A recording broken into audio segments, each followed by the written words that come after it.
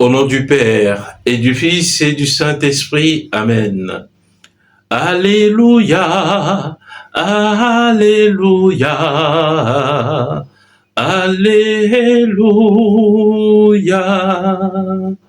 Évangile de Jésus-Christ selon saint Marc. En ce temps-là, les scribes qui étaient descendus de Jérusalem disaient: ce Jésus est possédé par Béelzéboul.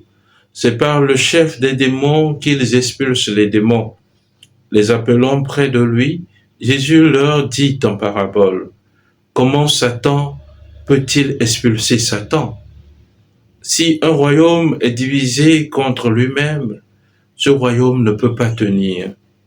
Si les gens d'une même maison se divisent entre eux, ces gens ne pourront pas tenir. Si Satan s'est dressé contre lui-même, s'il est divisé, il ne peut pas tenir.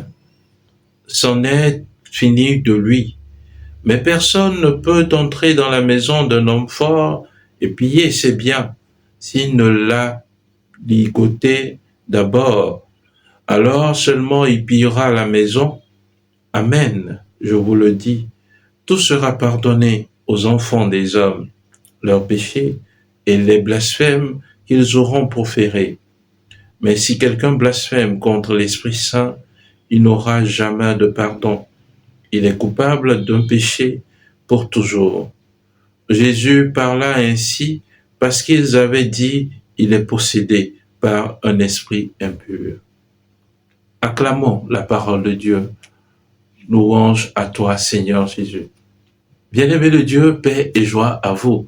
En ce lundi de la 3e semaine du temps ordinaire, nous poursuivons la méditation de l'évangile de Jésus-Christ selon saint Marc. Et les passages avant ce récit nous montrent déjà que les scribes et les pharisiens voulaient tendre des guet-apens à Jésus afin qu'il tombe et de voir comment ils pourraient l'incriminer, le faire taire.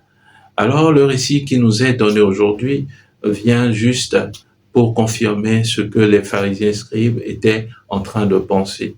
Car rappelons-nous, Jésus, au début de cet évangile, était déjà en train d'accomplir des prodiges au milieu du peuple.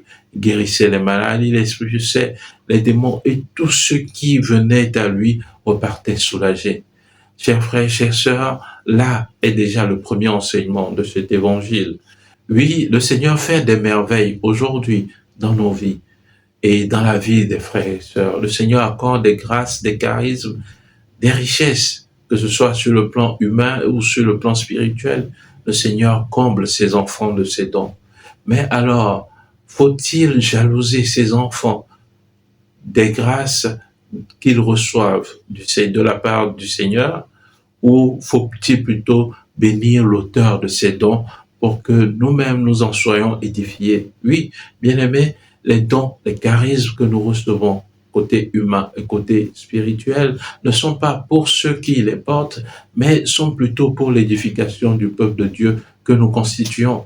Alors, il faut plutôt bénir le Seigneur qui est l'auteur de ces dons.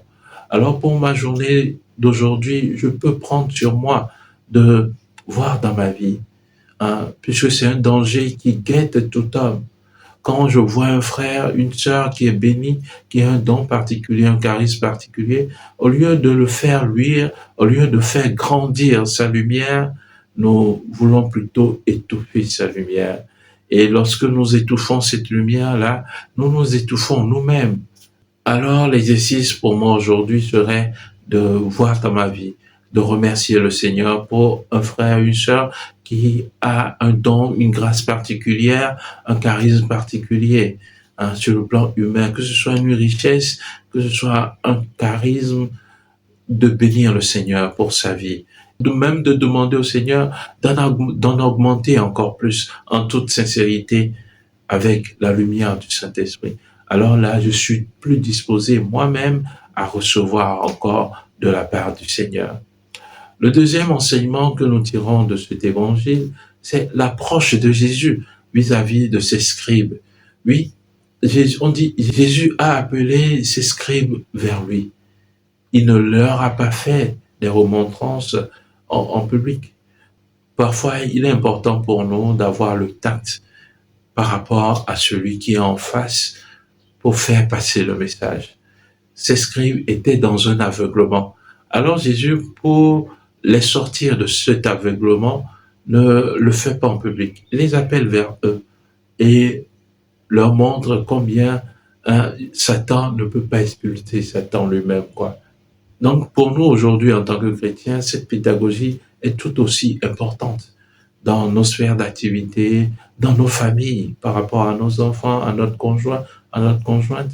Parfois, il faut avoir du tact pour faire passer un message. Le troisième enseignement que nous tirons de cet évangile de ce jour, c'est le péché contre l'Esprit Saint. Dans la finale de l'évangile, Jésus revient sur le péché contre l'Esprit Saint. Et l'évangile nous dit que Jésus parlait ainsi parce qu'ils avaient dit « il est possédé par un esprit impur ». En effet, au début de cet évangile, nous voyons qu'au baptême de Jésus, l'Esprit Saint est descendu sur lui sous forme d'une colombe.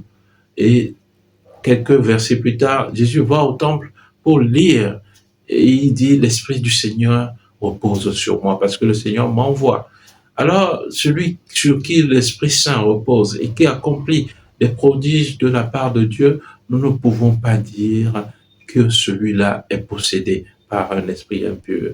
Alors, le péché contre l'Esprit Saint serait de prendre ce qui appartient à Dieu, ce que Dieu fait comme bonté, comme grâce, et de le donner à Satan. Non, c'est ça le péché contre l'Esprit Saint. De prendre tout ce qui appartient à Dieu et de dire « ah, cela est du ressort de Satan ». Alors, bien-aimés de Dieu, ce péché guette tout un chacun de nous. L'exemple le plus frappant, c'est parfois les critiques acerbes que nous avons à l'encontre de la Vierge Marie. Oui, l'évangile que nous lisons nous dit que l'Esprit Saint l'a pris sous son ombre. Alors, la Vierge Marie est remplie du Saint-Esprit. Alors, nous ne pouvons pas plus dire après que cette personne remplie du Saint-Esprit, tout ce qu'elle a accompli dans sa vie, que c'est du ressort de Satan, ou dire que Marie est une déesse. Non, non, chers frères et sœurs, nous péchons alors contre l'Esprit Saint et c'est vraiment dangereux pour nous. Rachetons-nous.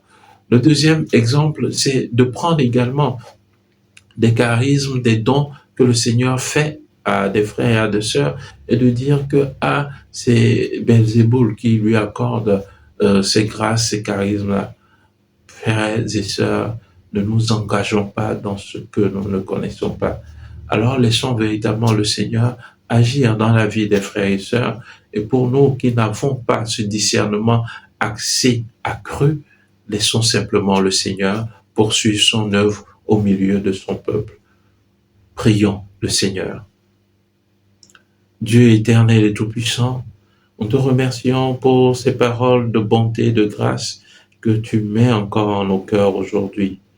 Merci pour cette semaine qui s'ouvre à nous, cette semaine de prière et de travail.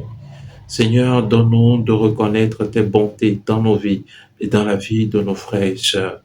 Donne-nous de te bénir à travers nos frères et sœurs.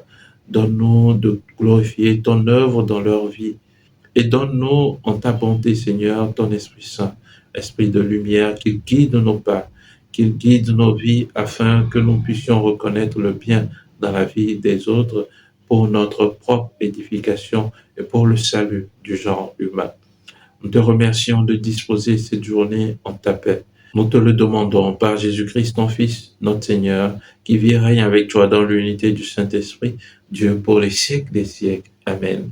Et que Dieu Tout-Puissant vous bénisse, le Père et le Fils et le Saint-Esprit. Amen. Excellente journée de prière et de travail, excellente semaine, et que la bonté de Dieu vous accompagne sans cesse. Amen.